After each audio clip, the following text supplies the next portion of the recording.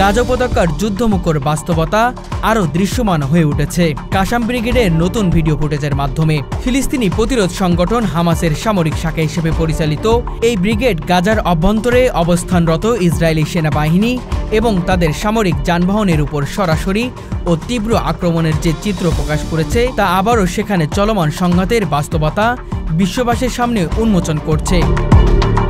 ভিডিওতে দেখা যায় শহরের ধ্বংসস্তূপ ও ধূলিমাখা রাস্তায় কাসাম যোদ্ধারা চূড়ান্ত সাহসিকতার পজিশন গ্রহণ করে ইসরায়েলি ট্যাঙ্ক ও সাজোয়া যান লক্ষ্য করে বিস্ফোরণ দ্রব্য এবং আরপিজি হামলা চালাচ্ছে।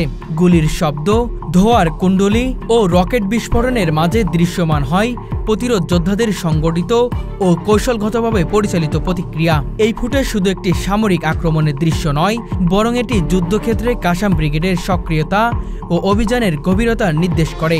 ভিডিও বিশ্লেষণে দেখা যায় তারা শহরী পরিবেশকে ব্যবহার করছে ঢাল হিসেবে এবং রাস্তায় প্রতিটি বাঁকে পরিকল্পিতভাবে ফাঁদ পেতে ইসরায়েলি বাহিনীকে লক্ষ্যবস্তু বানাচ্ছে। ইসরায়েলি বাহিনী অপ্রত্যাশিত প্রতিরোধের বুকে পড়তে হচ্ছে এবং তাদের অগ্রযাত্রা ব্যবহৃত হচ্ছে বলে ধারণা করা হচ্ছে। এই দৃশ্যপট গাজার মাটিতে সংঘটিত একটি বাস্তব ও প্রবল সংঘাতের প্রতিচ্ছবি, যেখানে একদিকে আধুনিক প্রযুক্তি সম্পন্ন ভারী অস্ত্রে সজ্জিত ইসরায়েলি সেনাবাহিনী, অন্যদিকে প্রাণপণভাবে লড়ে যাওয়া কাসাম যোদ্ধারা যাদের প্রধান অস্ত্র তাদের আত্মত্যাগ, মাটি ও চতুর প্রতিরোধ কৌশল।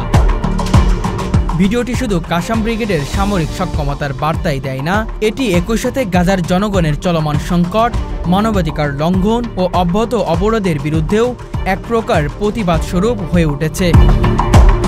বিশেষজ্ঞরা মনে করছেন এই ফুটেজ ইসরায়েলি সেনাবাহিনীর অভ্যন্তরে অনুপ্রবেশ, তথ্য সংগ্রহ এবং প্রত্যাঘাতের ক্ষেত্রে কাসাম ব্রিগেডের কার্যকারিতা ও অভিযানের বিস্তারিতকে তুলে ধরছে।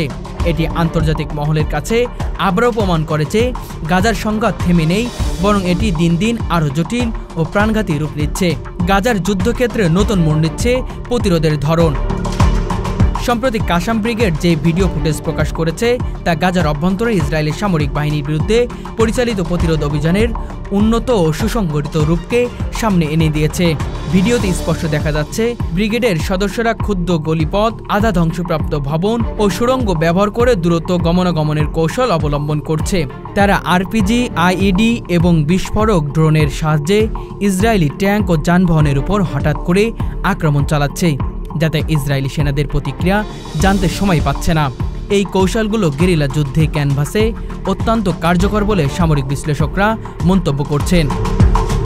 কাসাম ব্রিগেড এখন হিট অফ রান পদ্ধতিতে কাজ করছে।